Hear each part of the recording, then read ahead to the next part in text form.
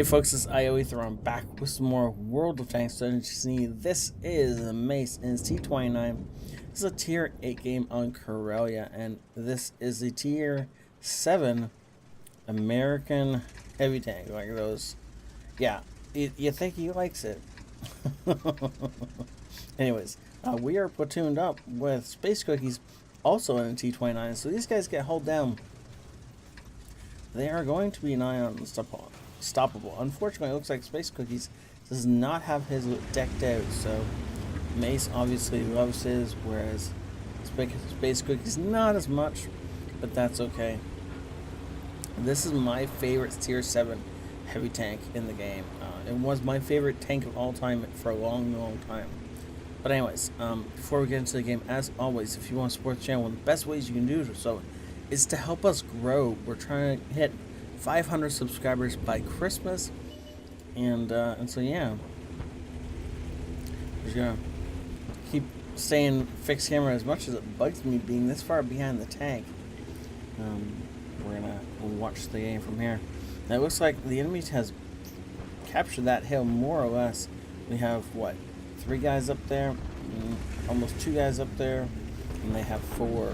So they have a lot better chance of completing that without our tank destroyers coming into play.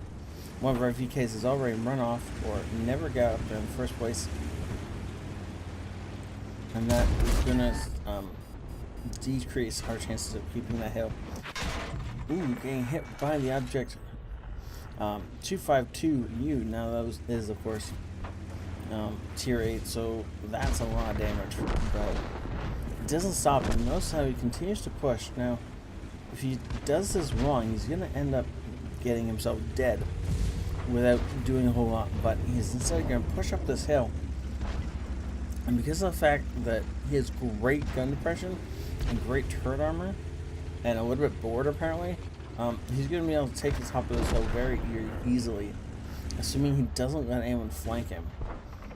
And looks like the Hawk is trying to flank him. First shot bounces, and then he backs back up so we can shoot him again. It's really nice of him, actually. And then of course the T28 finishes the job off before the STRV even bothers to poke his head out. Now if both of those guys had come in pairs, like as a pair, then that would have been much harder for us to do something against. We would have taken a lot more damage off that, but they didn't. Because they charged us basically one at a time, it gave us the ability to focus each one down in turn. And good shot into the SDRV. He's not going to be able to recover from that, really. I mean, push back up the hill. But what's he going to do to us now? We're loaded. He's dead. That's the end of that. The AT-15A, though, is starting to hurt. The damage is starting to rack up. And see Mace actually backing down the hill a little bit. But he manages to run into a tiger, so the tiger takes a bunch of damage and then is still not paying us any attention at all. So Mace is going to have to teach him another lesson. This, yep, should have been a kill shot. Was a kill shot, assuming we didn't low roll like we did just before that. That was actually, this gun should be doing about 300 per shot. Average damage is 320. So how we managed to pull out a 247, I don't know. Side of an OI. Ooh, again, another low roll. These rolls are going lower than they should be. Hopefully we get a nice high one at some point and it saves us the game, but oh well. I did read that right. 300 damage, 320 damage. Yep, I read that right. Okay, well, yet to see it. There we go. Finally, an average roll. And that Panther dude cannot be happy he got smacked, but he doesn't really have much of a choice. Now, I'm going to pause this. As that guy was spotted on the mini-map, I'm assuming our Hellcat lit him up. And Mace hasn't realized he's there yet.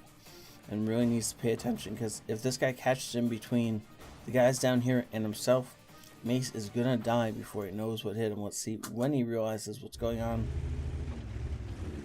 Oh, he bounces. Well, that'll do it. And then runs right in front of our gun so that we can't help but shoot him.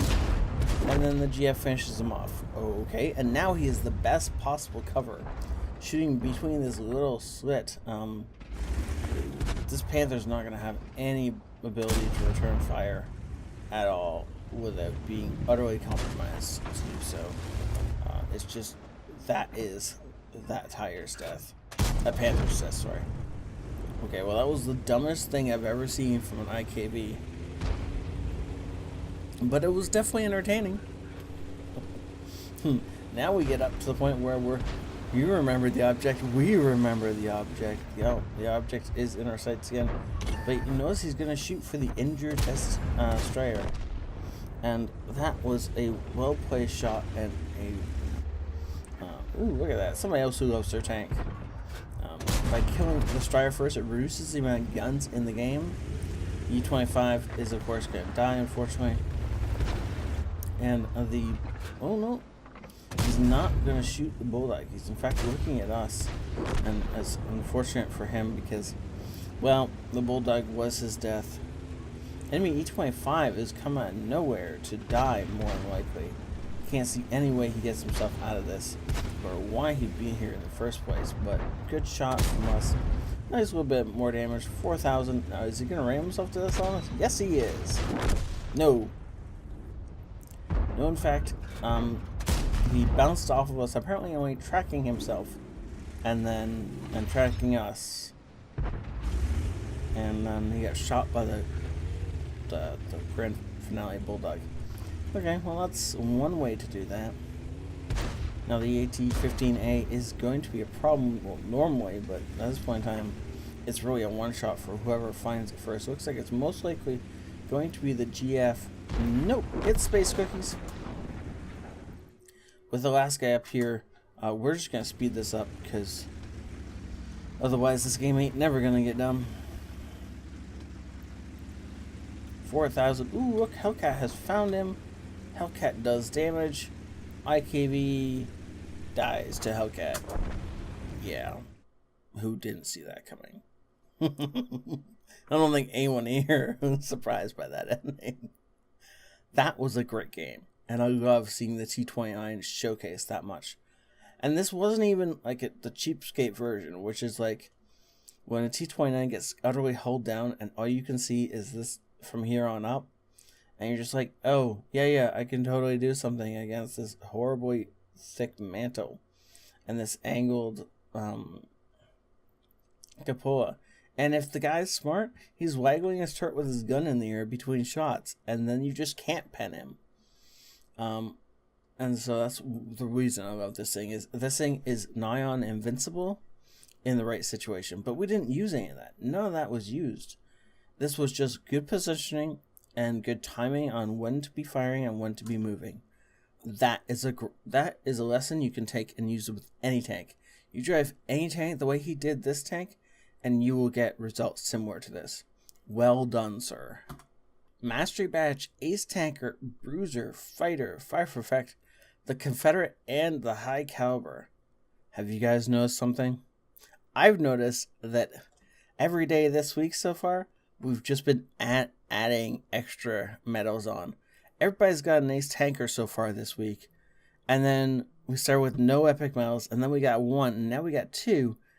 I'm kind of wondering if I can manage to make it so the next game has 3 epic medals, and an Ace Tanker, and a High Caliber, and a Confederate. We'll have to see if I can pull that out or not.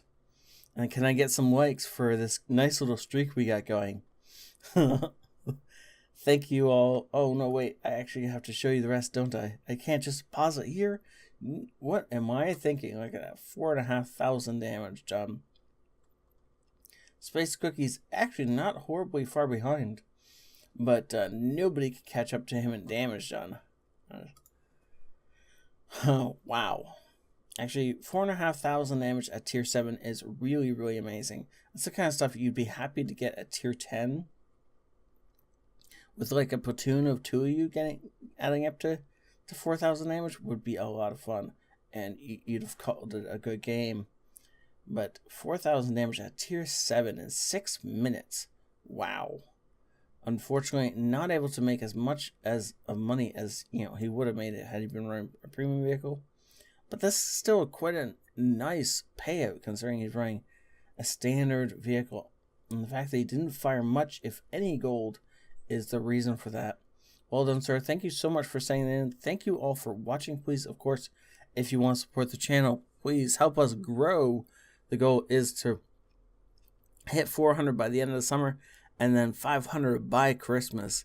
And please help us reach that. Thank you all for watching. Have a great night. This ioEther out.